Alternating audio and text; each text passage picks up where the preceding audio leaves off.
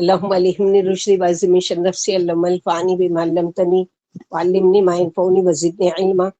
ہم لوگوں نے تھوڑا بیک گراؤنڈ پڑھ چکے تھے جنگ احد کا۔ آپ لوگوں کو بھی بولا گیا تھا کہ جن کے پاس بھی یہ سیرت کی کتاب ہے اس میں ضرور پڑھیے جنگ احد کے بارے میں، تو اس سے زیادہ ڈیٹیل، ہم لوگ تو ایک ایک آیت کا وہ کر رہے ہیں لیکن اس میں پوری ایک جگہ جمع ہے نا وہ ڈیٹیل پوری، کیسے یہ جنگ ہوئی، کب ہوئی تھی جنگ احد؟ 6 ہجری میں، نو 5 کے بعد، 1 سال بعد ہوئی تھی نا جنگ بدر کے 1 سال بعد۔ جنگ بدر کب ہوئی تھی؟ 5 ہجری میں کہ 2؟ انا للہ و انا الیہ راجعون۔ جنگ بدر ہوئی ہے سن 2 ہجری میں 17 رمضان کو، اور جنگ احد ہوئی ہے 3 ہجری میں شوال میں، شوال سن 3 ہجری میں، 1 سال کے بعد۔ تو یہاں پر جنگ احد کا جو منظر کھینچا گیا ہے، ثم انزل علیکم من بعد الغم امنة نعاسا یغشی طائفة منکم وطائفة قد اہمتهم انفسهم یظنون باللہ غیر الحق ظن الجاہلیہ۔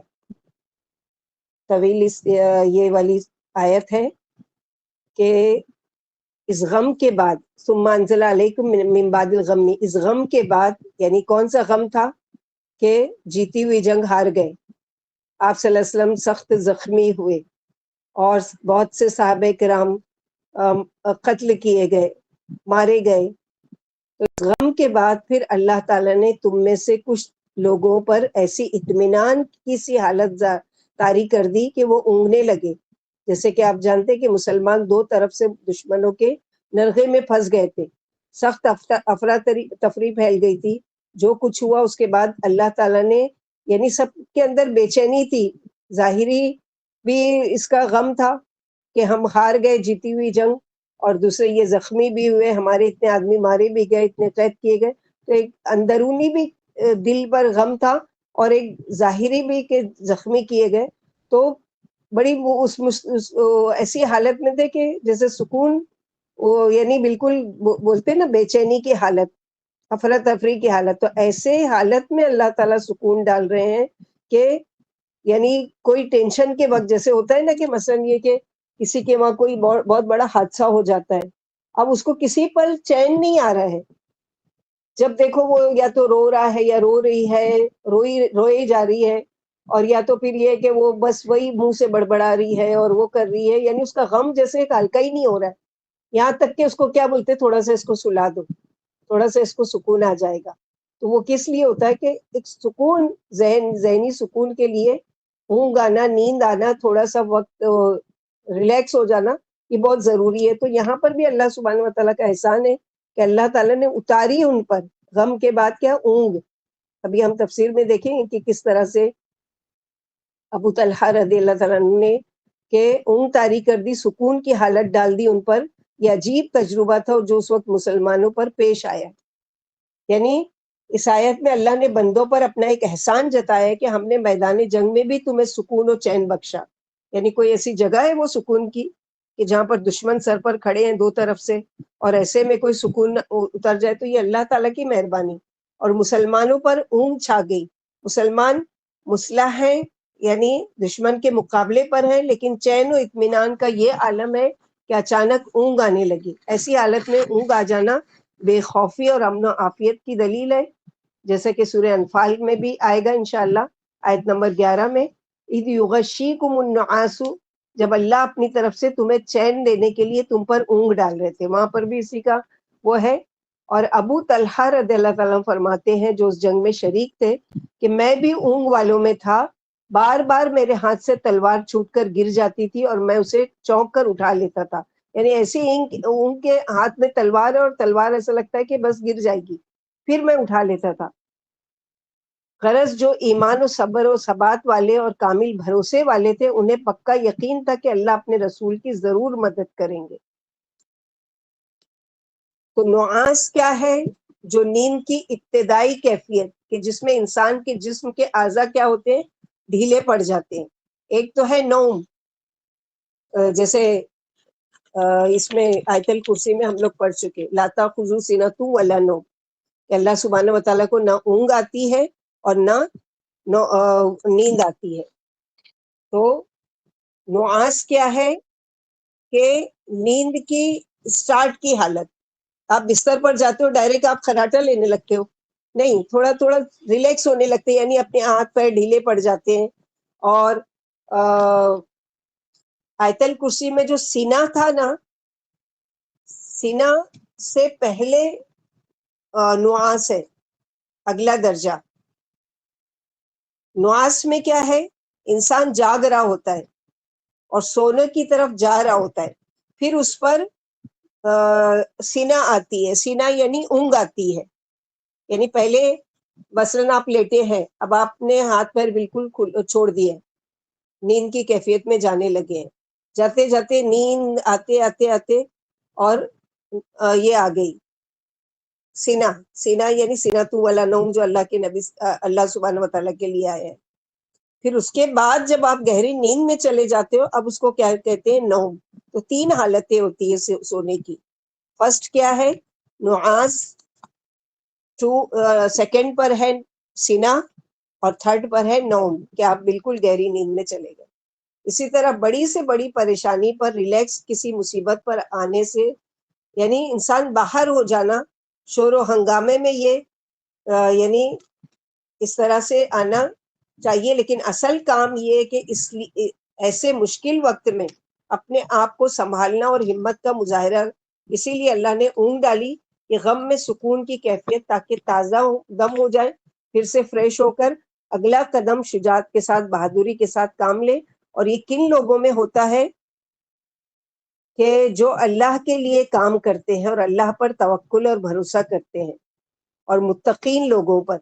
کیونکہ آگے آ رہا ہے کافروں کے لیے نہیں تھا یہ, بلکہ کیا ہے, کس کے لیے اونگ تھی, کس کو سکون تھا, کہ یعنی جو ایمان والے تھے ان کو اللہ تعالیٰ نے اس پر سکون نازل کر دیا, نعاس کی حالت ان پر ڈال دی. لیکن دوسرا جو گروہ تھا, ایک تھا گروہ ایمان والوں کا, ان پر نیند طاری ہو گئی. دوسرا گروہ تھا وطائفۃ قد احمت انفسهم یظنون باللہ غیر الحق ظن الجاہلیہ. جو منافقین بچے کچے تھے وہ اللہ کے بارے میں ناحق باتیں کرنے لگے, یعنی ان کے اندر بے چینی تھی, ان کو اصرار تھا کہ مارے گئے تو, یا یہاں پر قتل کر دیے گئے تو, یا ہمارا کیا حال ہوگا. تو یہ جاہلیت والی باتیں کرنے لگے, مثلاً کہ اللہ تعالیٰ ان کی اب مدد نہیں کریں گے. یعنی مومنوں کے بارے میں کیا گمان کرنے لگے ان لوگ جاہلیت والے, کہ اللہ کو بھول کر کہ اللہ تعالیٰ ان کی کبھی بھی مدد نہیں کریں گے. اسلام کا مستقبل تو اب بالکل ڈارک ہو گیا, یعنی تابناک ہو گیا. آپ صلی اللہ علیہ وسلم اللہ کے محبوب نہیں ہیں, یہ مسلمان چنے ہوئے لوگ نہیں ہیں.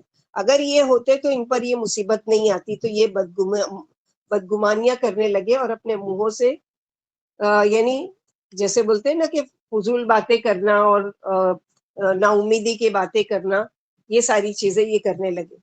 تو اللہ سبحانہ وتعالیٰ یہاں پر یہی بتا رہے ہیں, غرض جو ایمان و صبر و سماعت کے ساتھ جمے ہوئے تھے ان کا پکا یقین تھا کہ اللہ اپنے رسول کی ضرور مدد کریں گے. ہاں, منافقوں کو اپنی جانوں کی پڑی ہوئی تھی, ان پر بے حد گھبراہٹ اور خوف ہراس طاری تھا, اور اونگ بھی نہیں آ رہی تھی. یہ اللہ سے جاہلانہ گمان رکھتے تھے, جیسا کہ سورہ فتح آیت نمبر 12 میں, کہ بل ظننتم ان, بلکہ تم نے تو گمان کر لیا تھا کہ اب رسول اور مسلمان گھروں میں لوٹ کر نہ آ سکیں گے. منافقوں کے دلوں میں بھی قسم کے وسوسے پیدا ہو رہے تھے کہ اب کوئی دم میں مشرکوں کا غلبہ اور حق و باطل کا فیصلہ ہو جائے گا, مسلمان برباد ہو جائیں گے, اب ان کے ابھرنے کی کوئی صورت نہیں ہے. تباہی ہمارے سروں پر منڈلا رہی ہے, بچاؤ کی کوئی امید ہی نہیں ہے. شک و تردد والوں کا بھی یہی حال تھا. انہیں بھی جب کوئی نازک اور اہم معاملہ پیش آتا تو طرح طرح کے فاسد گمان آ گھیرتے. پھر فرمایا, وہ لوگ اس حال میں اپنی بے بسی کا اظہار کرتے ہوئے کہتے ہیں ہمارے اختیار میں کچھ بھی نہیں ہے. یقولون هل لنا من الامر من شيء قل ان الامر كله لله يخفون في انفسهم ما لا يبدون لك. یعنی کہ اس کام کے حوالے میں ہمارا بھی کوئی بھی حصہ نہیں, اس لڑائی میں ہماری بھی کوئی رائے پر عمل نہیں ہوا. یعنی ہم نے کہا تھا کہ ہم نہیں نکلیں گے، مدینے میں رہ کے لڑیں گے، لیکن ہماری بات نہیں مانی گئی. یہ اس طرح کیوں کہہ رہے تھے؟ اس لیے کہ مشورے کے وقت جب کہا جا رہا تھا کہ جنگ کہاں لڑی جائے تو اکثر مسلمانوں کی رائے تھی کہ جنگ میدان کے مدینے کے باہر لڑی جائے، اور منافقین چاہتے تھے کہ باہر نہیں جائیں. تو یہ کہنے لگے اگر ہماری بات مانی جاتی تو ہم اتنا نقصان نہیں ہوتا. یعنی یہاں پر یہ گمان کرنے لگے. اور پھر فرمایا وہ لوگ اس حال میں اپنی بے بسی کا اظہار کرتے ہوئے کہتے ہیں ہمارے اختیار میں کچھ بھی نہیں ہے. انہیں رسول صلی اللہ علیہ وسلم کی زبانی جواب دیا گیا ہے کہ اللہ کے اختیار میں سب کچھ ہے، تمہارے اور ہمارے اختیار میں کوئی چیز نہیں ہے. سارے کے سارے اختیارات کس کے پاس ہیں؟ اللہ تعالیٰ کے. دلوں میں تو کچھ اور ہے اور ظاہر کچھ اور کرتے ہیں. دلوں میں تو یہ ہے کہ اگر ہمارے بس کی بات ہوتی تو ہم یہاں قتل نہیں کیے جاتے. زبیر رضی اللہ تعالیٰ فرماتے ہیں ہم اللہ کے رسول صلی اللہ علیہ وسلم کے ساتھ تھے، جب ہمیں بے حد خوف ہوا تو اللہ نے اونگ اتار دی، ہر شخص کی ٹھوڑی سینے سے جا لگی. یعنی اونگتے اونگتے جیسے کیسے سر جھک جاتا ہے، تو جو ٹھوڑی تھی وہ سینے سے جا لگی اور سبھی اونگنے لگے. میں معتب بن کثیر کی یہ بات سن رہا تھا، جیسا کوئی خواب میں مجھ سے کہتا ہے کہ اگر ہمارے بس کی بات ہوتی تو ہم یہاں یعنی ایک منافق کو کہتے ہوئے نیند کی حالت میں نے سنا تو وہ کیا کہہ رہا ہے کہ اگر ہمارے بس کی کوئی بات ہوتی، ہمارا معاملہ کوئی ایسا ہوتا، ہمارے ہاتھ میں معاملہ ہوتا تو ہم یہاں قتل نہیں ہوتے. مجھے اس کی یہ بات اب تک یاد ہے. اس پر اللہ تعالیٰ نے یہ آیت اتاری. پھر فرمایا اللہ تعالیٰ نے کہ قل ان الامر کلہ للہ، آپ صلی اللہ علیہ وسلم کہہ دیجئے کہ بے شک معاملہ سارے کا سارا اللہ کے لیے ہے. یعنی سارا اختیار کس کے پاس ہے؟ اللہ تعالیٰ کی. یہ سب اللہ کی مرضی سے ہو رہا ہے. یخفون فی انفسہم ما لا یبدون لک، ان کے دلوں میں جو منافقت وہ مسلمانوں پر ظاہر نہیں کرتے. ظاہر تو یہ کرتے ہیں کہ ہم اللہ کی رضا کے لیے لڑنے آئے ہیں، لیکن اندر سے معاملہ کچھ اور وہ کہتے ہیں کہ اگر ہماری بات مانی جاتی تو ہم یہاں نہیں مارے جاتے. آپ کہہ دیجئے کہ تم اگر اپنے گھروں میں بھی ہوتے تو نکل پڑتے، فی بیوتکم، اپنے گھروں میں ہوتے تو نکل پڑتے. وہ نکلتے اپنی قتل گاہوں کی طرف جس کے لیے لکھ دیا گیا. مداجع کہتے ہیں اصل میں بیڈ روم کو، خوابگاہوں کو، جیسے کہ سورہ سجدہ کسی کو یاد ہوگی تو اس میں ہے تتجافى عن المضاجع يدعون، کہ وہ جو اللہ تعالیٰ نے تہجد پڑھنے والوں کی تعریف بیان کی ہے کہ وہ اپنی خوابگاہوں سے، اپنے بستروں سے الگ ہوتے ہیں. تو مضاجع اصل میں کیا ہے؟ بیڈ رومز کے لیے، خوابگاہوں کے لیے. تو یہاں پر کیا ہے؟ قتل کی جگہ استعمال کیا گیا کہ وہ جو تمہاری، کیونکہ موت بھی جو ہے وہ بھی کیا ہے؟ نیند کی بڑی بہن ہے، اور نیند جو ہے وہ موت کی چھوٹی بہن ہے. تو اپنے بیڈ رومز میں جو نیند آتی ہے ویسے ہی ایک بڑی نیند تم کو آ گئی یہاں پر، یعنی قتل گاہوں میں. تو یہاں پر یہی بتایا گیا، فرمایا گیا یہ جو ہیلے بہانے کر رہے ہیں ان کی سب باتیں بیکار کی باتیں ہیں، ان کی قیاس آرائی کرتے ہیں. جیسے کہ عام زندگی میں جب ہمارے ساتھ کوئی ایسا واقعہ ہو جاتا ہے، کوئی کسی کا مثلا ایکسیڈنٹ وغیرہ ہو جائے یا کوئی کے ساتھ کچھ برا حادثہ ہو جاتا ہے تو لوگ کیا کرنے لگتے ہیں؟ مثلا ایسا کوئی کسی کا ایکسیڈنٹ ہوا اور اس میں اس کی موت ہو گئی. اب لوگوں کی زبانی کیا ہوتی ہے؟ خالی آپ چپ چاپ بیٹھ کے وہاں سنیں. کوئی آئے گا تعزیت کرنے کے لیے، ارے کیوں نکلا، وہ نہیں نکلتا تو نہیں مرتا، کیوں نہیں میری بات مانی. یا تو گھر والے ایسے الفاظ بول رہے ہوتے ہیں، میں نے کتنا منع کری تھی اس کو کہ مت جانا لیکن اس نے نہیں سنا، وہ گیا اور اس کا ایکسیڈنٹ ہو گیا. وہ گیا اور یہ کیا. ابھی جب 3 دن پہلے جب بابا صدیقی کا وہ مرڈر ہوا تو اس میں بھی لوگوں کے یہی کمنٹس تھے کہ جب اس کو پتا چل گیا تھا کہ اس کو دھمکی مل چکی تھی تو اس کو کیا ضرورت تھی نکلنے کی، تو کیا ضرورت تھی ساری زندگی وہ گھر میں بیٹھے رہتے. اگر لکھا ہے کوئی کام تو آپ وہاں پر نہ چاہتے ہوئے بھی چلے جاؤ گے، کیونکہ وہ حالت آپ کے اوپر لکھی گئی ہے. تقدیر کا یہ انکار ہے. اگر کوئی اس طرح کی باتیں کرتے ہیں نا تو گویا اس نے تقدیر کے فیصلے کا انکار کیا. یعنی اللہ سبحانہ و تعالیٰ نے جس کے لیے جو تقدیر لکھی ہے اس کے لیے کیا ہے؟ وہ اس وقت وہاں پہنچ کر ہی رہے گا، وہ وہاں پر وہ جائے گا ہی. جس کے لیے جو نقصان لکھا ہے، جو ایکسیڈنٹ لکھا ہے، جو موت لکھی ہے، جو کوئی اس کا کوئی یعنی کوئی پریشانی اس پر آنی ہے یا کوئی بیماری آنی ہے، جو بھی چیز اللہ تعالیٰ نے پہلے سے تقدیر میں لکھی ہے وہ نہ چاہتے ہوئے بھی وہاں تک ضرور پہنچ جائے گا.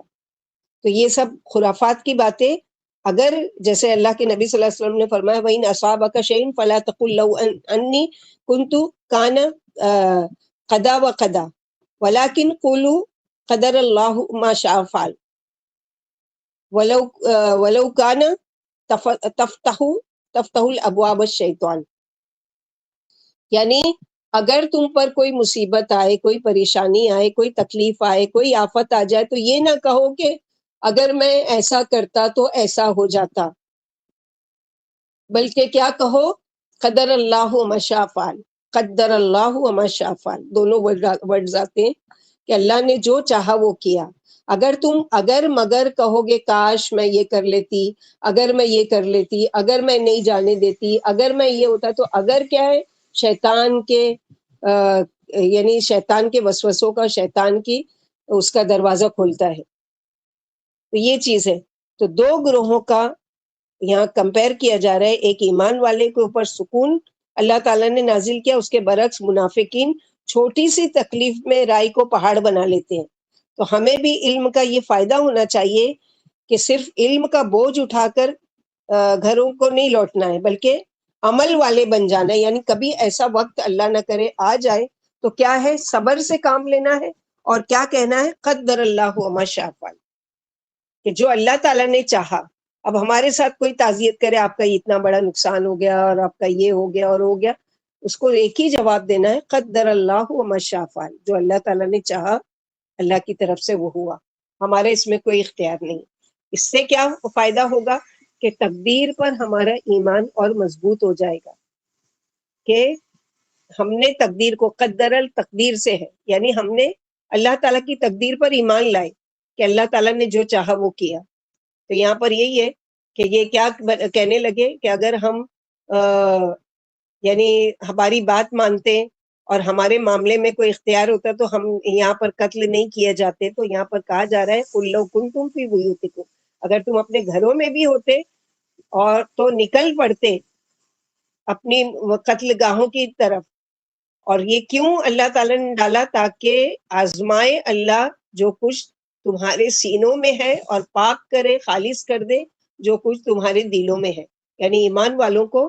واللہ علیم بذات الصدور، کیونکہ اللہ تعالیٰ سینوں کے بھید خوب جانتے ہیں کہ کون کس نیت سے جنگ کے لیے آیا ہے، کون ہے جو یہ ساری مشکل ڈالی کیوں تھی؟ تاکہ اللہ آزمائے جو تمہارے سینوں میں، یعنی ایمان، تمہارے ایمان کو تولنا چاہتے تھے اللہ تعالیٰ کہ تمہارے اندر ایمان کس درجے کا ہے۔ وَلِيُمَحِّصَ قُلُوبِكُمْ میں وسوسے شیطان کے ذریعے ڈالے گئے خیالات تو اللہ اہل ایمان کے دلوں کو برائیوں اور حسدوں سے پاک کرنا چاہتے تھے، اور ایمان کو آزما کر بہتر بنانا چاہتے تھے۔ واللہ علیم بذات الصدور، اور اللہ تعالیٰ سینوں کے بھید خوب جانتے ہیں، کس کا ایمان کتنا ہے اور کون کتنا پکا ہے اپنے ایمان میں اور کون کہاں کھڑا ہے۔ یہ ساری چیزیں اللہ سبحانہ وتعالیٰ دیکھنا چاہتے تھے، اس لیے اللہ تعالیٰ نے ایک آزمائش ڈالی ایمان والوں پر اور منافقین پر، کہ پتہ چل گیا نا جو یہ بکواس کر رہے تھے مومنوں نے تو کچھ بھی نہیں کہا، بلکہ کیا کہا کہ ہم ہر حال میں اللہ کے نبی صلی اللہ علیہ وسلم کے ساتھ کھڑے ہیں، ہم جیتے یا ہارے، ہم مارے جائیں یا قتل کیے جائیں یا جو بھی، ہم اللہ کے نبی صلی اللہ علیہ وسلم کے ساتھ ہیں۔ لیکن جن کا گمان برا تھا اور جو منافقین تھے، جو آئے تھے اس نیت سے کہ چلو اگر نہیں جائیں گے تو لوگ کہیں گے کہ منافق، پھر ہمارا نفاق کھل کر آئے گا، تو اس لیے شرما حضوری میں جانا چاہیے، تو ان کی ساری باتیں تھیں۔ ان الذين تولوا منكم يوم التقى الجمعان انما استزلهم الشيطان ببعض ما كسبوا وَلَقَدْ عَفَا اللَّهُ عَنْهُمْ إِنَّ اللَّهَ غَفُورٌ حَلِيمٌ، بے شک وہ لوگ جو پھر گئے، پلٹ گئے تم میں سے، مخلص مسلمان اشارہ ہے دروں پر جو متعین کیے گئے تھے 50 لوگ، وہ اپنی جگہ سے کیا ہے اپنی ڈیوٹی چھوڑ کر اور جگہ چلے گئے، مال غنیمت سمیٹنے لگے۔ جس دن دو جماعتیں ملی تھی، یوم التقى الجمعان، جس دن دو جماعتیں ملی تھی، کون سی؟ ایک مسلمانوں کی اور ایک کافروں کی، آپس میں مڈبھیڑ ہوئی، ان کو پھسلایا تھا شیطان نے، زلہ کہتے ہیں پھسلنے کو۔ کیوں شیطان ان پر کیوں حاوی ہو گیا؟ اپنا کام کیے کیسے کر گیا؟ بوجہ ان کے جو بعض کام انہوں نے کیے تھے۔ یہ کون سے کام تھے جس کی وجہ سے شیطان کو موقع ملا پھسلانے کا؟ ایک تو نبی صلی اللہ علیہ وسلم کی نافرمانی کی انہوں نے، اور باہم تنازع ایک گروہ روک رہا تھا، دوسرا نہیں جانا چاہتے تھے، اس کے بعد بھی چونکہ ایمان والے تھے اور ظاہر ہے کہ وہ بھی انسان تھے، ان سے بھی غلطی ہوئی کہ دیکھا کہ ہاں جب جنگ جیت چکے ہیں تو کیا ضرورت ہے یہاں پر کھڑے ہو کے پہرا دینے کی، اور وہ دو گروہ میں بٹ گئے، ایک وہیں کھڑے رہے جم کر اور شہید کر دیے گئے، اور ایک کیا ہے مال غنیمت وہ کر. تو اللہ تعالیٰ نے اس لیے اللہ نے ان کو معاف کر دیا، اس لیے کہ ایمان والوں کو بڑی سی بڑی غلطی بھی اللہ تعالیٰ معاف کر دیتے ہیں. تو جن کو اللہ معاف کر دے ان کو ہمیں بھی زبان کھولنے کی ضرورت نہیں ہے. اسی لیے صحابہ کرام کے بارے میں قرآن میں فرمایا اف اللہ عنہ رضی اللہ عنہ، تو ہمیں بھی ان سے راضی رہنا چاہیے. اس آخری آیت سے ایک بات بھی پتہ چلتی ہے کہ جس طرح نیکی نیکی کا راستہ کھولتی ہے، اسی طرح برائی برائی کا راستہ کھولتی ہے. جیسے کہ ہم سب کا تجربہ ہوگا کہ جب ہم کوئی اچھا کام کرتے ہیں تو ہمارا دل کیا چاہتا ہے کچھ اور اچھا کرنے کا. یعنی آپ نے کوئی نیکی کا کام کیا، آپ کا دل اس پر خوش ہوا، آپ کے دل میں ایک سکون نازل ہوا اور آپ کو اچھا لگا وہ کام. اب آپ کے دل میں مزید اچھا کام کرنے کا شوق پیدا ہوتا ہے. لیکن جب ہم ایک غلط کام کرتے ہیں تو وہ غلط کام بہت سارے غلط کاموں کی طرف انسان کو مائل کرتے ہیں، کیونکہ انسان کو لگتا ہے کہ ایک کر لیا تو ایک اور صحیح، ایک کر لیا تو ایک اور صحیح، معاف ہونا ہوگا تو ہوگا، توبہ قبول ہونا ہے تو ہو جائے گی، وہ بھی ہو جائے گا. تو معافی کا راز کیا ہے؟ ما یسر ما فعلوہ، جو پیچھے پڑ چکے کہ گناہوں پر اڑے نہیں رہنا ہے. تو یہاں پر اللہ سبحانہ وتعالیٰ کے میدان جنگ سے یعنی بھاگنے والوں کو اپنی جگہ چھوڑنے والوں کو بھی اللہ تعالیٰ معاف کر رہے ہیں، لیکن منافقین کے لیے معافی نہیں ہے سوائے کہ وہ اپنی اصلاح کریں اور توبہ کریں.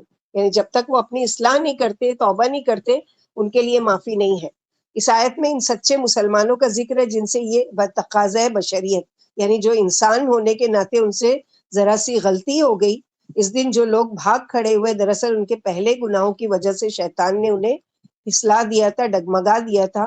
نہ یہ اللہ کے رسول کی حکم عدولی کرتے، نہ میدان جنگ سے بھاگتے. لڑائی سے بھاگنا حرام ہے، مگر یہ حکم عدولی کا وبال تھا کہ لڑائی سے بھاگ کھڑے ہوئے. خیر اللہ نے یہ قصور بھی ان کا معاف کر دیا. اللہ بڑی بخشش کرنے والے اور بڑے بردبار ہے اور گناہوں سے درگزر فرما دیتے ہیں. یعنی ایک ایمان والا اگر اس سے کوئی گناہ ہوتا ہے اور وہ اپنے دل میں گلٹی فیل کرتا ہے اور اللہ سے پلٹتا ہے، معافی مانگتا ہے، تو اللہ سبحانہ وتعالیٰ ہزار اپنی رحمتوں کے ساتھ اس کے ساتھ معاملہ کرتے ہیں. یہ نہیں کہ اس کو اچھا تم نے کیا، جیسے انسان ہے اگر اس سے کوئی غلطی ہو جائے کسی کے حق میں اور اگر وہ اس کے پاس آئے شرمندہ ہو کر تو کیا کرتے ہیں؟ پہلے 10 تانے دیتے ہیں. ہاں اس دن تو تم نے یہ اور یہ کیا تھا، اس طرح سے اور اس طرح بولا تھا، آج آ رہی ہو شرمندہ ہو کر، آج آ رہی ہو معافی مانگنے. لیکن اللہ سبحانہ وتعالیٰ کے ایسا نہیں ہے، وہ احسان بھی نہیں جتاتے. اللہ سبحانہ وتعالیٰ اس کو شرمندہ بھی نہیں ہونے دیتے اور معاف کر دیتے، کیونکہ اللہ تعالیٰ کی صفت ہے خوب بخشنے والے اور خوب بردباری یعنی نرمی کے ساتھ معاملہ کرنے والے، رحم دلی کا معاملہ کرنے والے. پھر آگے اللہ تعالیٰ فرماتے یا ایھا الذین آمنوا لا تکونوا کالذین کفروا وقالوا لاخوانہم اذا ضربوا فی الارض او كانوا غزا لو كانوا عندنا ما ماتوا وما قتلوا لیجعل اللہ ذلک حسرة فی قلوبہم واللہ یحیی ویمیت واللہ بما تعملون بصیر. اے لوگو جو ایمان لائے ہو،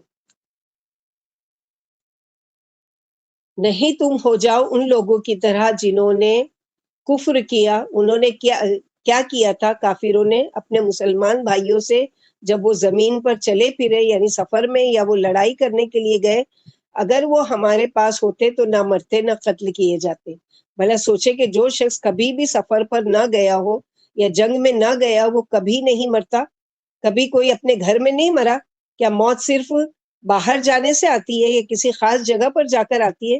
نہیں، وہ تو کہیں پر بھی آ سکتی ہے. تو یہ بولنا کسی مسلمان کا بولنا نہیں ہو سکتا کہ اگر یہ کافر کہتے ہیں، یہاں مراد منافقوں کی طرف اشارہ ہے. تو اللہ تعالیٰ جو 70 ماؤں سے بھی بڑھ کر اپنے بندوں کی اصلاح کرنا چاہتے ہیں، ہر طرح سے ان کو بچانا چاہتے ہیں، نہ صرف یہ کہ ان کے اندر کی بلکہ ان کی باتوں کی، ان کی سوچ کی بھی اصلاح. کہ مت یہ سوچو کہ ان کی طرح، کیونکہ یہ سوچنا کوئی فائدہ نہیں دے گا کہ گھر پر رہ کر کوئی شخص موت کا دفاع نہیں کر سکتا. بلکہ آپ مشاہدہ کریں تو پتہ چلے گا کہ اکثر موتیں وہ گھر پر ہی آنی ہے. کچھ لوگ ایسے جو ہاسپٹل میں جاتے ہیں وہاں مر جاتے ہیں، تو اس کا مطلب یہ کہا جائے گا کہ اگر ہاسپٹل نہ جاتے تو نہیں مرتے؟ نہیں، ان کی موت وہاں لکھی تھی تو اس لیے وہاں پر مر. یا کوئی اس ٹرین سے نہیں جاتا تو وہ اس کا وہ نہیں ہوتا، فلاں ایئر لائنس میں نہیں جاتا تو نہیں مرتا. تو یہ ساری باتیں صرف حسرتیں ہیں، حسرتوں کا دروازہ کھل جاتا ہے. اسی لیے فرمایا اللہ تعالیٰ ان کے دلوں میں حسرت کا دروازہ کھول دیتے ہیں. یہ محض ان کا خیال ہے کہ کاش کاش کاش کر کے، یا دراصل عقیدے کے فساد سے روکا جا رہا ہے. جیسے کہ اللہ تعالیٰ نے قرآن میں فرمایا اینما تکونوا یدرککم الموت ولو کنتم فی بروج مشیدہ. سورہ نساء میں آگے ہم پڑھیں گے، جہاں کہیں بھی تم ہو، تم چاہے ایک مضبوط قلعے کے اندر جا کر بند ہو جاؤ، اپنے آپ کو بند کر لو، جس کی نہ کوئی کھڑکی ہو نہ دروازہ ہو نہ کہیں سے کوئی ہوا جانے کی بھی جگہ ہو، موت کا فرشتہ کو تو یہ سب دیواریں اور یہ سب نہیں چاہیے. موت کا فرشتہ تو آئی سی یو میں سخت سیکورٹی کے اندر بھی ڈاکٹروں کی پوری ٹیم کے بیچ میں آتا ہے اور روح قبض کر کے لے جاتا ہے. تو یہ اللہ سبحانہ و تعالیٰ کا وہ ہے. یہ مت سوچو کہ اگر وہاں یہاں گھر میں ہوتے تو نہیں مرتے اور وہاں جاتے تو کیوں مر گئے، یہ ساری چیزیں. تو یہاں پر یہ بتایا گیا کہ موت تقدیر کا ایک حصہ ہے، اور تقدیر پر ایمان ہمارے ایمان کا چھٹا رکن ہے. یعنی ہم 6 چیزیں، آمنت باللہ و ملائکتہ و کتبہ و رسلہ والیوم الآخر والقدر خیرہ و شرہ. تو یہ چھٹا ہے والقدر خیری، اچھی اور بری تقدیر پر ایمان. اگر ہم 5 چیزیں مانتے ہیں، یعنی میں مثلاً کہوں میں اللہ کو بھی مانتی ہوں، اللہ کے رسول کو بھی مانتی ہوں، اللہ کی کتاب کو بھی مانتی ہوں، اللہ کے فرشتوں کو بھی مانتی ہوں، اور یوم آخرت کے دن کو بھی مانتی ہوں، لیکن تقدیر کو نہیں مانتی، تو ہمارا ایمان ناقص ہے، خارج ہے. ہمارا ایمان ہی مکمل نہیں ہے جب تک کہ ہم 6 باتوں کو نہیں وہ کرتے. تو یہ تقدیر پر ایمان بھی کیا ہے؟ یہ 6 باتوں میں سے کہ اللہ کے فیصلے کو قبول کرنا. دراصل تقدیر پر ایمان اور اس فیصلے کو قبول نہ کرنا، ہائے واویلا کرنا، یہ عقیدے کی خرابی ہے، کیونکہ عقیدہ ہی ایک انسان کو مسلمان اور کافر کو کافر بناتا ہے. دونوں میں فرق کرتا ہے. یعنی کافر جو ہے وہ اس چیز کی طرف اس کا ایمان نہیں ہے کہ یہ جو کچھ ہوا اللہ کے اذن سے ہوا. کافر وہ اسباب کو دیکھتا ہے کہ میں فلاں ٹرین سے گیا، اس کا ایکسیڈنٹ ہوا، اس میں وہ مارا گیا. لیکن ایک مومن کیا ہے؟ نہیں، میری موت لکھی تھی اس لیے میں اس میں گیا اور میری موت ہو گئی، یا جس کی بھی موت ہوئی. تو یہ عقیدہ ایک مومن کا ہوتا ہے. لیکن ایک کافر کا اس سے برعکس، وہ اسباب پر وہ کرتا ہے، کیونکہ اپنی کوشش تو کر چکا ہوتا ہے، اس کے باوجود کام نہیں ہوتا. تو یہ تسلی کر لینا چاہیے کہ اللہ کی مرضی، یعنی اس نے تمام اسباب کیے. مثلا یہ کہ اس نے گاڑی سے اس کو کہیں جانا تھا، گاڑی میں پیٹرول بھی اچھے سے بھروا لیا اور اس نے تمام سروسنگ بھی کروا لی، سب کچھ کرا لی، لیکن سب کچھ اچھی چل رہی تھی گاڑی، اور اچانک سامنے سے کوئی ٹریلر یا کوئی ٹرک آ کے اس کو ٹکرا دیتا ہے اور وہاں پر اس کی موت ہو جاتی. تو اب یہ کیا کہے گا کہ میں نے تو ساری تیاری کی تھی، اس کے باوجود بھی کیسے میرا ایکسیڈنٹ ہو گیا؟ یہ نہیں کہہ سکتے. قدر اللہ و ما شاء فعل، کیونکہ واللہ یحیی و یمیت واللہ بما تعملون بصیر. اللہ ہی زندہ کرتے ہیں، وہی موت دیتے ہیں. جیسے کہ صبح شام کی دعاؤں میں ہم لوگ روز پڑھتے نا، وَبِكَ نَحْيَا وَبِكَ نَمُوتُ وَإِلَيْكَ النُّشُورُ. آپ ہی کے نام پر زندگی ہے اور آپ ہی کے نام پر مرنا ہے، اور آپ ہی کی طرف ہم سب کو لوٹنا ہے. تو ہر حرکت، ہر سوچ پر عقیدہ خوب دیکھنا ہے کہ ہمارا عقیدہ تو نہیں خراب ہو رہا ہے، اللہ کی ذات سے ہم الگ تو نہیں ہو رہے ہیں. تو یہاں پر اس آیت میں، آیت نمبر 156 میں، مومنوں کو کافروں کے عقیدے فاسدہ اور خیالات کی مشابہت سے روکا گیا ہے. انہوں نے اپنے بھائیوں کے بارے میں جو سفر میں یا لڑائی میں مر گئے تھے، یہ رائے قائم کی تھی کہ اگر گھر میں بیٹھے ہوتے تو کیوں مرتے یا مارے جاتے. یعنی نہ تجارتی سفر میں مرتے نہ لڑائیوں میں مارے جاتے. اللہ نے فرمایا ہم نے ان کے دلوں میں یہ عقیدہ اس لیے پیدا کر دیا کہ انہیں اپنے فوت شدہ بھائیوں کا انتہائی قلق اور بے حد ملال ہو. پھر فرمایا کہ ان کا یہ عقیدہ بالکل بے بنیاد ہے. زندگی اور موت بلکہ ہر چیز اللہ کی تقدیر سے وابستہ ہے. مقدر میں جتنی زندگی ہے اتنی ہی ملے گی. اور جس وقت جس بہانے سے موت آنی ہے اسی وقت اسی بہانے سے آئے گی. نہ کسی کی عمر گھٹتی بڑھتی ہے اور نہ مقررہ وقت میں ایک سیکنڈ کی بھی کمی بیشی نہیں ہوتی. یہاں تک کہ جیسے کہ اللہ کے نبی صلی اللہ علیہ وسلم نے فرمایا تھا جب کسی کا موت کا وقت آتا ہے فرشتے آ کر اس کو گھیر لیتے ہیں. یعنی ایک تو ہیڈ آف دا یہ ہے ملائکہ موت کے، وہ آتے ہیں، اور یہ میکائیل علیہ السلام جو موت کے فرشتے ہیں وہ ہیڈ ہیں، اور ان کے ساتھ کئی فرشتے آتے ہیں جو ان کو آرڈر ان کا ہوتا ہے، اور وہ سارے کام وہ کر رہے ہوتے ہیں کہ کھینچ کر روحوں کو نکال رہے ہوتے ہیں اور بڑی آسانی سے نکال رہے ہوتے ہیں جس کا جیسا معاملہ ہوتا ہے. تو وہ رکے ہوتے ہیں اس وقت تک جب تک کہ وہ ان کے پاس وہ سیکنڈ نہیں آ جاتا، تب تک وہ آ کے بیٹھے رہتے ہیں. بعض لوگوں کو دیکھتے ہیں کوئی 3 دن تک سکرات میں ہے. تو یہ کیا چیز ہے؟ موت کی بے ہوشی طاری ہو چکی ہے لیکن موت کا وقت ابھی نہیں آیا ہے. لیکن جس وقت جس سیکنڈ میں اللہ تعالیٰ نے ان کو ایک اعمال نامہ دیا ہوتا ہے، لکھا ہوا پرچہ دیا ہوتا ہے کہ یہ اتنے بج کر اتنے منٹ پر موت ہوگی، بس وہ اس سے ایک سیکنڈ آگے نہیں ہوتے یا ایک سیکنڈ پہلے وہ نہیں کرتے. تو یہاں پر یہی بتایا گیا کہ یہ ساری چیزیں پلاننگ کس کی ہے؟ اللہ تعالیٰ کی ہے. نہ ایک سیکنڈ کی کمی بیشی ہوتی ہے. اللہ کا علم اور اس کی نگاہ ساری مخلوق کو گھیرے ہوئے، کسی کا کوئی کام خواہ چھوٹا سے چھوٹا ہو یا بڑا سے بڑا، اللہ سے کچھ بھی چھپا نہیں ہے. سب کچھ اللہ سبحانہ وتعالیٰ کے نظر میں ہے. اور فرشتے جو ہے وہ ذرا سا بھی کوتاہی نہیں کرتے، بلکہ جو کچھ ان کو حکم دیا ہے وہ کر گزرتے ہیں. جیسے آگے قرآن میں پڑھیں گے کہ یفعلوا ما تؤمرون، وہ عمل وہ کرتے ہیں جو ان کو حکم دیا جاتا ہے. یعنی اپنی مرضی سے کچھ بھی نہیں کر کے آتے کہ کسی کی روح کو قبض کرنے بولا گیا اور غلطی سے کسی کی روح کو لے کر چلے گئے. یہ سب فضول باتیں جو قصے من گھڑت کہانیوں میں اور اس میں کی جاتی ہے. وَلَئِن قُتِلْتُمْ فِي سَبِيلِ اللَّهِ أَوْ مُتُّمْ لَمَغْفِرَةٌ مِّنَ اللَّهِ وَرَحْمَةٌ خَيْرٌ مِّمَّا يَجْمَعُونَ. اور اگر تم مارے گئے اللہ کے راستے میں یا مر گئے تو مغفرت ہے تمہارے لیے اللہ کی طرف سے. فی سبیل اللہ موت کا سلسلہ بتایا جا رہا ہے جو اللہ کے راستے میں نکلتا ہے. اللہ کا راستہ کون سا ہے؟ دین کا راستہ. ضروری نہیں ہے کہ جہاد میں جائے اور مرے تو اللہ کا راستہ. اللہ کے دین کے راستے پہ بھی چلے گا، وہ بھی اللہ کا راستہ ہے. وہ تعلیم بھی ہو سکتی ہے، سیکھنا سکھانا دونوں ہو سکتا ہے. جیسے کہ حدیث میں ہم لوگ پڑھ چکے، جو کسی ایسے راستے پر چلا کہ اس میں علم حاصل کرے، اللہ تعالیٰ اس کے لیے جنت کا راستہ آسان کر دیتے ہیں. علم کے راستے میں نکل کر مرنے والا شہادت پاتا ہے، اور جہاد میں شہادت پچھلے تمام گناہوں کی معافی، مرتے ہی بخشش. موت تو ویسے بھی آنا ہے لیکن اس حالت میں آئے جو یعنی شک کر رہے تھے، اور وہ بخشش اور رحمت ان سب سے اچھی ہے جو یہ لوگ جمع کر رہے تھے. ان سب سے بہتر جو دنیا میں اچھی ہے جو لوگ جمع کر رہے ہیں، ان سب سے بہتر جو دنیا میں گھروں میں دولت جمع کر رہے ہیں، ان سب سے اللہ کی مغفرت رحمت بہتر ہے. اور یہ دیکھیں کہ ہم دنیاوی زندگی میں مثلاً ہر ایک کو کچھ نہ کچھ جمع کرنے کا شوق ہوتا ہے. کوئی پرانی ٹکٹس جمع کرتا ہے، کوئی پرانی کتابیں جمع کرتا ہے، کوئی پرانے نوٹس جمع کرتا ہے، کسی کو کچھ، عورتوں کو کپڑا جمع کرنے، زیور جمع کرنے، گھر کے سامان جمع کرنے کا.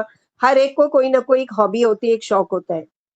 ایک لمحے میں یہ سب جمع کی ہوئی چیزوں کو دیکھیں اور ان کی ویلیو کو دیکھیں، اور ان میں سے کوئی چیز ایسی ہے کہ ہو سکتا ہے کہ ہمیں استعمال کرنے کا موقع بھی نہ ملے. کتنے جوڑے ہم جو سلا کر رکھتے ہیں، کبھی ایسا ہوتا ہی نہیں کہ ہم کو پہننا آئے، کہ سال بھی گزر جاتے ہیں.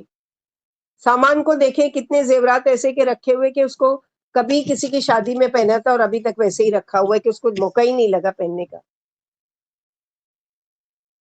تو یہ ساری چیزیں کہ اللہ تعالیٰ ان ساری حسرتوں سے بڑھ کر جو چیز اس کے بارے میں بتا رہے ہیں کہ تمنا کرو ایسی موت کی کہ اللہ کرے ہمیں موت اللہ کے راستے میں آئے، اسی دین کو سیکھنے سکھانے کے راستے میں آئے. تو یہ اصل کامیابی ہے. یہ ہے وہ جمع کی ہوئی چیزوں میں سے سب سے بہتر جمع ہونے والی چیز. یعنی اللہ کی راہ میں مر جانا یا مارا جانا تو بڑی سعادت کی بات ہے. اس سے اللہ کی مغفرت، رحمت اور رضا حاصل ہوتی ہے. وہ زندگی کس کام کی جو اللہ کے کام نہ آئے، اور وہ مال کس مصرف کا جو اللہ کی مغفرت اور رضا سے مانے ہو. بیکار زندگی ہے اور جمع کیے ہوئے مال سے اللہ کی رحمت و مغفرت کہیں بڑھ کر ہے۔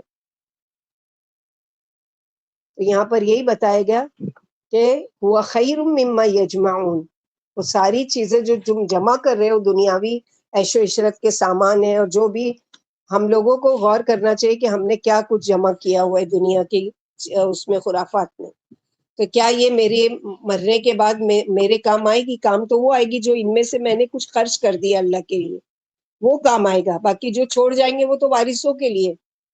وَلَئِن مُتُّمْ أَوْ قُتِلْتُمْ لَإِلَى اللَّهِ تُحْشَرُونَ، اور اگر تم مر جاؤ یا قتل کیے جاؤ، یعنی گھر پر مرو یا میدان جنگ میں مرو، البتہ اللہ ہی کی طرف لوٹنا ہے۔ یعنی جو اپنے گھر میں طبعی موت آئی وہ بھی اللہ کی طرف گیا، جو قتل کیا گیا اللہ کے راستے میں وہ بھی اللہ کی طرف گیا۔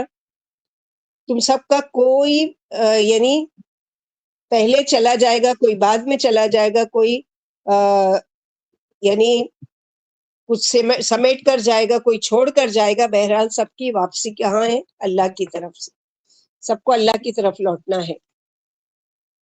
یعنی مرنے یا مارے جانے کے بعد سب کا حشر اللہ ہی کے پاس ہوتا ہے، اللہ ہر شخص کو اس کے عملوں کی جزا یا سزا دیں گے، اچھوں کی آوبگت ہوگی اور بروں پر لعنت و دھتکار ہوگی۔ اللہ آخرت کی رسوائیوں سے ہم سب کو محفوظ رکھے۔ آگے اللہ تعالیٰ فرماتے ہیں فَبِمَا رَحْمَةٍ مِّنَ اللَّهِ لِنْتَ لَهُمْ وَلَوْ كُنْتَ فَظًّا غَلِيظَ الْقَلْبِ لَانفَضُّوا مِنْ حَوْلِكَ فَاعْفُ عَنْهُمْ وَاسْتَغْفِرْ لَهُمْ وَشَاوِرْهُمْ فِي الْأَمْرِ فَإِذَا عَزَمْتَ فَتَوَكَّلْ عَلَى اللَّهِ إِنَّ اللَّهَ يُحِبُّ الْمُتَوَكِّلِينَ۔ اگر آپ صلی اللہ علیہ وسلم کے یہ اخلاق کے بارے میں بتایا جا رہا ہے کہ اگر آپ بد اخلاق ہوتے، بد زبان ہوتے، فض اصل میں لغت میں وہ گندا پانی جو غلاظت بھری آنتوں میں ہوتا ہے، اسٹمک میں، اس سے گندی شاید ہی کوئی چیز ہو، تو بد اخلاقی کو انتہائی گندی چیز سے تشبیہ دی جا رہی ہے۔ تو آپ اگر ایسے بد اخلاق ہوتے تو سب آپ کے آس پاس سے منتشر ہو جاتے، سب آپ سے دور ہو جاتے۔ فاعفو عنہم، غلطی صحابہ کرام کی طرف سے ہوئی، ان کی وجہ سے شکست ہوئی، خوب یعنی ذہنی اور جسمانی تکلیف پہنچی، دلی تکلیف بھی پہنچی، پھر بھی کہا جا رہا ہے کہ ان کو معاف کر دو۔ یعنی آپ صلی اللہ علیہ وسلم کی ان لوگوں سے نافرمانی ہو گئی جس کی وجہ سے آپ کو بھی تکلیف ہوئی، لیکن اس کے باوجود بھی کیا کہا جا رہا ہے کہ نہیں، معاف کر دو۔ یعنی مسلمانوں پر اللہ کی کتنی بڑی مہربانی ہے کہ اس نے انہیں آپ جیسا نرم دل اور مہربان رسول عطا فرمایا۔ آپ اپنی امت کے لیے اور اپنے ماننے والوں کے لیے کمال مہربان اور بے حد رحیم و شفیق ہیں، اور ان سے انتہائی محبت و پیار سے پیش آتے ہیں۔ مسلمان آپ کی حکم عدولی نہیں کرتے اور آپ کی باتیں سن کر ان پر عمل کرتے ہیں۔ فضن یعنی سخت کلام، تندخو غلیظ یعنی سنگ دل، یعنی اگر آپ سخت کلام و سنگ دل ہوتے تو لوگ آپ سے مانوس نہیں ہوتے اور آپ کو چھوڑ کر چلے جاتے، لیکن اللہ نے لوگوں کو آپ کے پاس اکٹھا کر دیا اور ان کے لیے آپ کا دل بھی نرم کر دیا اور زبان بھی۔ ابن عمر رضی اللہ تعالیٰ عنہ فرماتے ہیں میں آپ کے اوصاف پہلی کتابوں میں پاتا ہوں کہ آپ سخت کلام اور سنگ دل نہیں، بازاروں میں شور مچانے والوں میں نہیں تھے، برائی کا بدلہ برائی سے نہیں دیتے تھے، ہاں معاف و درگزر کرتے تھے۔ اللہ کے رسول صلی اللہ علیہ وسلم نے فرمایا اللہ نے فرائض کی طرح مجھے لوگوں کی خیر خواہی ہمدردی کا حکم دیا ہے، اس لیے فرمایا کہ لوگوں کا قصور معاف فرما کر ان کے لیے دعائیں مغفرت بھی کیجیے اور اہم کام میں ان سے مشورہ بھی کیجیے۔ چنانچہ اللہ کے رسول صلی اللہ علیہ وسلم صحابہ سے ہر نئی معاملہ جو بھی آتا انہیں خوش کرنے کے لیے ان سے مشورہ کرتے، جیسا کہ جنگ بدر کے معاملے میں مشورہ فرمایا تھا۔ یہ سچے جانثار عرض کرتے ہیں ہم تو آپ کے حکم کے تابع ہیں، اگر آپ کا حکم دریا میں ہم کو اتر جانے کا ہو تو ہم بلا خوف و خطر دریا میں بھی اتر جائیں گے، اور اگر آپ ہمیں بر کے غمات کی طرف لے چلیں تو اس کے لیے بھی ہم حاضر ہیں۔ ہم موسیٰ علیہ السلام کی قوم کی طرح نہیں ہے جو یہ کہتے تھے کہ آپ اور آپ کا رب جا کر لڑو، ہم تو یہی ہیں۔ تو ہم تو گھروں میں آرام سے بیٹھے نہیں، بلکہ ہم تو یہ کہتے ہیں کہ آگے بڑھیے، ہم آپ کے ساتھ ہیں اور آپ کے چاروں طرف جنگ کریں گے اور اپنی جانیں چھڑک دیں گے۔ بدر کے موقع پر بھی یہی مشورہ کیا گیا تھا کہ کہاں جا کر ٹھہرا جائے۔ منذر بن عمرو بولے دشمن کے سامنے جا کر ٹھہرا جائے احد کے موقع پر پوچھا گیا کہ مدینے میں رہ کر لڑا جائے یا میدان میں نکل کر، اکثر نے میدان میں نکل کر لڑنے کا مشورہ دیا۔ اسی طرح خندق کے موقع پر پوچھا گیا احزاب سے اس سال مدینہ کی تہائی حلوں پر صلح کر لی جائے، مگر سعد بن معاذ اور سعد بن عبادہ نے یہ رائے پسند نہیں کی، چنانچہ مصالحے کا ارادہ ترک کر دیا گیا۔ حدیبیہ کے موقع پر بھی مشورہ کیا گیا، مشرکوں سے جنگ کی جائے یا نہیں۔ ابو بکر صدیق بولے ہم لڑنے کے ارادے سے تو نہیں آئے، ہم تو عمرے کے ارادے سے آئے۔ آپ صلی اللہ علیہ وسلم نے ابو بکر صدیق کی بات مانی، پھر فرمایا کہ مشورے سے ایک رائے قائم کرنے کے بعد اللہ کے بھروسے پر کام کر گزرنا چاہیے۔ اللہ توکل والوں کا دوست ہے، یعنی وہ کام انشاءاللہ مفید ہی ثابت ہوگا، کیونکہ بھروسہ ایسے دوست پر ہے جس کے اختیار میں کاموں کا بنانا اور بگاڑنا ہے۔ تو یہاں پر وہی بتایا گیا ہمارے لیے بھی کیا ہے مشورہ، کہ اللہ سبحانہ و تعالیٰ سے کسی بھی کام کے لیے ہم کو استخارہ کرنا چاہیے، اور صرف اللہ تعالیٰ سے استخارہ ہی نہیں، بلکہ کوئی اگر آس پاس ہمارے کوئی ہے ایسا عقل مند شخص ہے، ایسا تجربے کار شخص ہے، تو اس سے بھی مشورہ لینا چاہیے کہ آپ کی کیا رائے ہے اس معاملے میں، کہ ہم کیا کریں اور کیا نہیں۔ تو آئندہ بھی ان سے مشورہ کرتے رہیے، حالانکہ انہی کے مشورے کی وجہ سے یہی، جیسا کہ تفسیر میں ہم لوگ کے پڑھے کہ کیونکہ نبی صلی اللہ علیہ وسلم اگرچہ ان پر وہی آتی تھی، لیکن انتظامی معاملات میں آپ ان سے مشورہ ہمیشہ لیا کرتے تھے، لیکن مشورہ کہاں کرنا ہے یہ بھی سوچ سمجھ کر کرنا چاہیے۔ مثلاً آپ یہ مشورہ نہیں کر سکتے کسی سے کہ میں نماز پڑھوں یا نہیں پڑھوں، وہ تو پڑھنا ہی پڑھنا ہے، وہ فرض ہے، اس میں مشورے کی ضرورت ہی نہیں ہے، کیونکہ اللہ کا حکم ہے، اور اللہ تعالیٰ یہ بھی مشورہ کیا جاتا ہے جس کی صورت استخارہ ہے، اور مشورہ صرف عقل مند لوگوں سے کرنا چاہیے، جن لوگوں سے اس کے کام کا تعلق ہو، جو اس کے بارے میں یعنی جن کو ایکسپیرئنس ہو۔ ہر ایک سے چلتے پھرتے مشورہ نہیں کریں گے جس کے اسے کوئی وہی نہیں ہے۔ مثلاً کسی نے اگر قرآن پڑھا ہی نہیں ہے، اب آپ ان سے پوچھیں گے کہ مجھے قرآن پڑھنا چاہیے یا نہیں، تو وہ آپ کو کیا مشورہ دے گا کہ نہیں میں نے تو نہیں پڑھا ہے، تو میں تم کو کیسے بولوں کہ تم پڑھو یا نہیں پڑھو۔ نبی صلی اللہ علیہ وسلم نے فرمایا عاقل سے مشورہ لو اور اس کے خلاف نہ کرو، ورنہ ندامت اٹھانی ہوگی، اور اگر اچھے انسان سے مشورہ کرو گے تو اسی کے مطابق کرو، اور ایک کام بہت سے لوگوں سے مشورہ کر کے جو بہتر صورت ہو اسے اپنا لینا چاہیے، اور جو مشورہ دینے والا ہے تو اس کو بھی کہا گیا ہے کہ تمہارے پاس امانت ہے، اسے وہ مشورہ دینا چاہیے جو وہ اپنی ذات کے بارے میں چاہتا ہے۔ نبی صلی اللہ علیہ وسلم اس سے کیا ہوتا ہے کہ مشورہ سے آپس میں سب کی ذمہ داری ہو جاتی ہے، یعنی ایک تو وہ ہے کہ جس سے آپ نے مشورہ کیا وہ سمجھے گا کہ آپ نے اس کو رسپیکٹ دی، آپ نے اس کو عزت دی، اسی لیے آپ نے اس سے پوچھا۔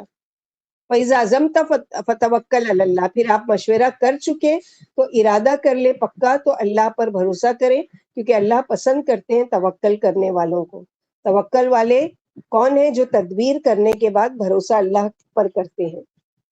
یہ نہیں کہ فلاں مجھے مشورہ دیا، اتنا بڑا آدمی اور غلط ہو گیا، تو یہ ساری چیزیں نہیں، اس نے تو اپنے تجربے کے حساب سے مشورہ دیا۔ اسی لیے استخارہ بھی کب تک کرتے رہنا چاہیے؟ جب تک کہ آپ کے دل میں کوئی پکی بات نہیں آ جاتی کہ ہاں یہ کر لو یا یہ نہیں کر لو۔ اللہ سے پوچھنے کا مطلب ہی ہے، کیونکہ انسان جو ہے مشورہ دے گا وہ اپنے تجربے کے مطابق، وہ سامنے جو چیز نظر آ رہی ہے اس کے مطابق، لیکن فیوچر میں کیا ہونے والا ہے اس کو نہیں معلوم ہے۔ لیکن اللہ سبحانہ و تعالیٰ معنی ہے استخارے کا انت علام الغیوب، اللہ تعالیٰ آپ غیب کی خبروں کو جاننے والے، اسی لیے آپ سے پوچھ رہے ہیں کہ کیا کریں گے اس معاملے میں، کریں یا نہیں کریں۔ پھر اس کے بعد جو دل میں پکا ارادہ آ جائے پھر اس پر اللہ کا نام لے کر اس کام کو کر لینا چاہیے، کیونکہ مشورہ جب آپ نے اللہ سے کر لیا تو پھر کیا ہے، یہ اللہ ہی کی طرف سے آپ کے لیے اشارہ ہے کہ اس کام کو آپ کر لیجئے۔ ينصركم الله فلا غالب لكم وإن يخذلكم فمن ذا الذي ينصركم من بعده وعلى الله فليتوكل المؤمنون۔ اگر مدد کرے تمہاری اللہ تو تم پر کوئی غالب نہیں آ سکتا، اور اگر وہ تم کو چھوڑ دے تو اس کے بعد کون تمہاری مدد کرے گا، اور اللہ ہی پر مومنوں کو بھروسہ کرنا چاہیے۔ تو مومن کو یہ سمجھنا چاہیے، ایسا نہیں تھا کہ اللہ تمہاری مدد نہیں کرنا چاہتے تھے، بلکہ بات یہ تھی کہ تم مدد کے قابل ہی نہیں تھے، یعنی تم نے جو نافرمانی کی اور وہ کیا اس کی وجہ سے کیا ہے کہ پھر مشورے سے ایک رائے کام کرنے کے بعد پھر اللہ تعالیٰ نے کیا فرمایا، یعنی ینصرکم اللہ، پھر فرمایا کہ مشورے سے ایک رائے قائم کرنے کے بعد اللہ کے بھروسے پر کام کر گزرنا چاہیے. اللہ توکل والوں کو پسند کرتے ہیں، یعنی اگر اللہ تمہاری مدد فرمائیں گے تو پھر کوئی تم پر غالب نہیں آ سکتا، اور اگر اللہ تمہیں شکست دے کر رسوا کرنا چاہیں گے تو اس کے بعد تمہاری کوئی مدد کرنے والا نہیں. لہٰذا مومنوں کو اللہ ہی پر بھروسہ کرنا چاہیے. اور جیسے سورہ آل عمران آیت نمبر 126 وَمَن نَّصْرُ إِلَّا مِنْ عِندِ اللَّهِ پڑھ چکے، اس سے پہلے غالب و حکمت والے اللہ ہی کے پاس سے مدد ہے. پھر آگے کی آیت میں اللہ تعالیٰ فرماتے ہیں وَمَا كَانَ لِنَبِيٍّ أَن يَغُلَّ وَمَن يَغْلُلْ يَأْتِ بِمَا غَلَّ يَوْمَ الْقِيَامَةِ ثُمَّ تُوَفَّى كُلُّ نَفْسٍ مَا كَسَبَتْ وَهُمْ لَا يُظْلَمُونَ. کسی نبی کے لیے یہ نہیں ہے کہ وہ خیانت کرے. ترمذی کی روایت میں ہے، ابھی دیکھیں گے کہ کیوں اللہ کے نبی صلی اللہ علیہ وسلم کے بارے میں یہ بدگمانی کی گئی کہ آپ نے نعوذ باللہ خیانت کیے. غل کہتے ہیں مال غنیمت کی خیانت، اور عام خیانت معنی دل کی خیانت، کہ انسان بظاہر کچھ نظر آئے اور اندر کچھ ہو. کیونکہ جن 40 افراد نے نبی صلی اللہ علیہ وسلم کی نافرمانی کی تھی آپ نے ان کو معاف کر دیا، تو لوگوں کو لگا کہ نہیں، شاید آپ نے اوپر سے معاف کر دیا، اندر سے معاف نہیں کیا، آپ دل میں خفا ہیں ان سے. تو فرمایا گیا کہ ایک پیغمبر کا ظاہر اور باطن ایک جیسا ہوتا ہے. امانت میں خیانت یعنی آج کے دور میں جیسے کہ کوئی بھی چیز، کوئی ڈیوٹی پر ہے، کوئی کو اگر وہ سونپا گیا ہے، مثلا یہ کہ آپ ڈیوٹی پر ہیں، اب آپ کو وہاں کا ایئر کنڈیشن ہے یا وہاں کی جو اسٹیشنری ہے یا وہاں کی جو بھی چیز ہے آپ جاب پر اس وقت تک ہی استعمال کر سکتے ہیں، لیکن وہی چیز اٹھا کر آپ اپنے گھر لے جاؤ تو یہ کیا آپ نے امانت میں خیانت کی. تو یہاں پر بھی اللہ کے نبی صلی اللہ علیہ وسلم سے کے لیے خطاب ہے، یعنی نبی کو خیانت کرنا لائق نہیں ہے. کیوں یہ آیت آئی ہے؟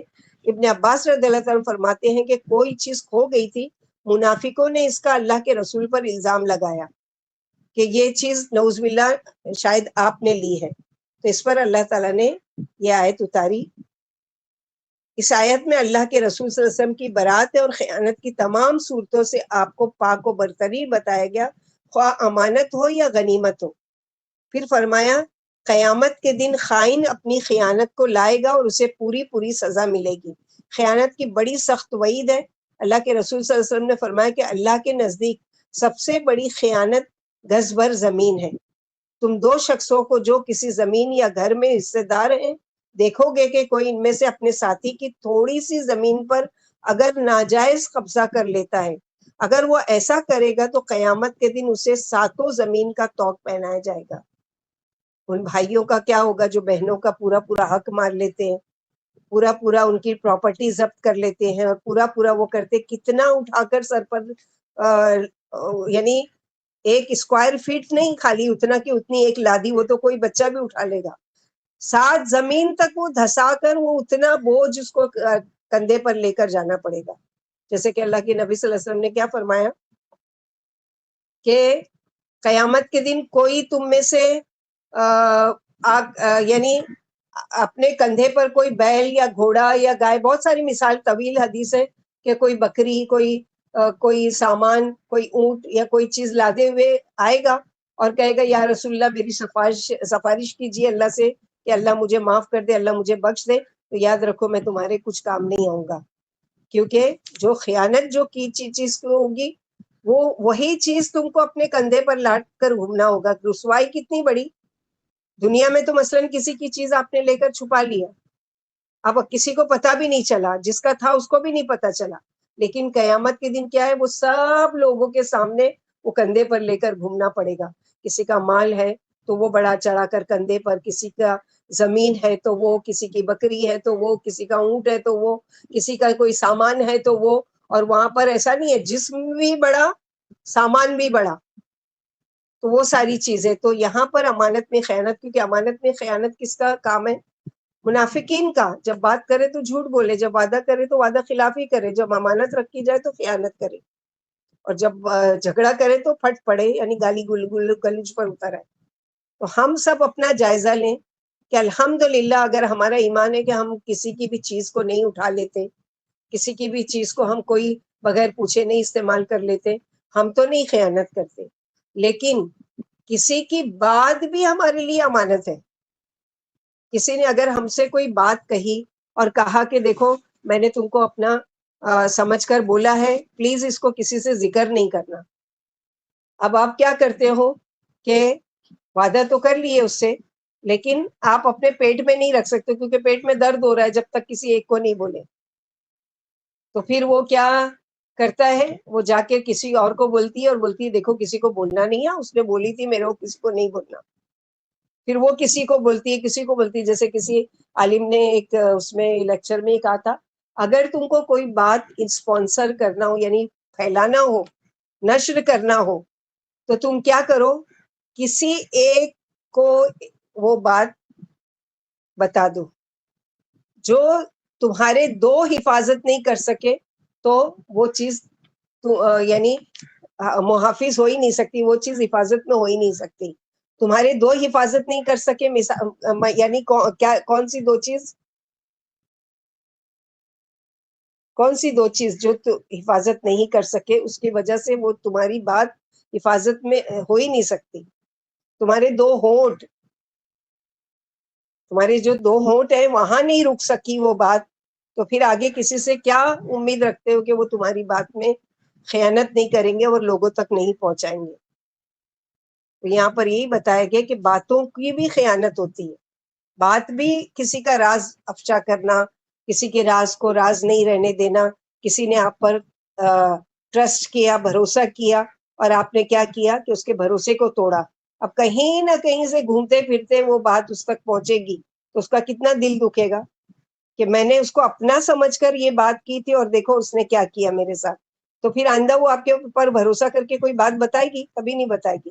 یا آپ سے کوئی مشورہ کرنا چاہے گی؟ کرے گی؟ کبھی نہیں کرے گی، کیونکہ یہ تو جھوٹ بولنے والی ہے، یہ امانت میں خیانت کرنے والی ہے. تو باتوں کی بھی امانت ہوتی ہے، چیزوں کی بھی امانت ہوتی ہے، اور سب سے بڑی امانت تو ہمارا دین ہے جو ہم کو سونپا گیا ہے، اس کی حفاظت کر رہا ہے. اور یہاں تک ہی رہنے دیتے ہیں کیونکہ آگے کی آیت اگر ہم کریں گے تو بہت جلدی جلدی ختم کرنا پڑے گی. اللہ کے نبی صلی اللہ علیہ وسلم کی 4 صفات ہے، اس کو ڈیٹیل میں ہم لوگوں کو پڑھنا ہے. تو انشاءاللہ باذن اللہ 10 منٹ میں تو ہم لوگ نہیں کمپلیٹ کر پائیں گے. اللہ سبحانہ و تعالیٰ سے دعا ہے کہ اللہ تعالیٰ ہم لوگوں کو امانت میں خیانت سے بچائے. اس لیے آپ لوگ اگر یاد کرنا چاہیں تو دعا اس پہ بھیج دیتے ہیں. قلبی من النفاق وعملی من الرياء ولسانی من الكذب والعیون من انك تعلم ما تخفي الصدور والخائنة العیون. یعنی اللہ تعالیٰ ہماری آنکھیں بھی جو خیانت کرتی ہیں. آنکھیں کیسی خیانت کرتی ہے؟ مثلا ہم زبان سے کسی کو کچھ نہیں بول رہے ہوتے لیکن اشارے سے دیکھو وہ آ گئی، دیکھو اس نے ایسا کیا، دیکھو وہ کیا. یہ آنکھیں بھی خیانت کرتی ہے، اس سے بھی بچنا چاہیے. اللہ تعالیٰ ہم کو اس سے بھی بچائے. تو اللہ طاہر قلبی من النفاق وعملی من الرياء ولسانی من الكذب والعیون من الخیانہ فإنك تعلم ما تخفي الصدور والخائن، کیونکہ آپ بہتر جانتے ہو دلوں کے بید بھی اور آنکھوں کی خیانت کو بھی. ربنا تقبل منا انك انت السميع العليم وتب علينا انك انت التواب الرحيم. سبحان ربك رب العزة عما يصفون وسلام على المرسلين والحمد لله رب العالمين. سبحانك اللهم وبحمدك اشهد ان لا اله الا انت استغفرك واتوب اليك. السلام علیکم ورحمۃ اللہ وبرکاتہ.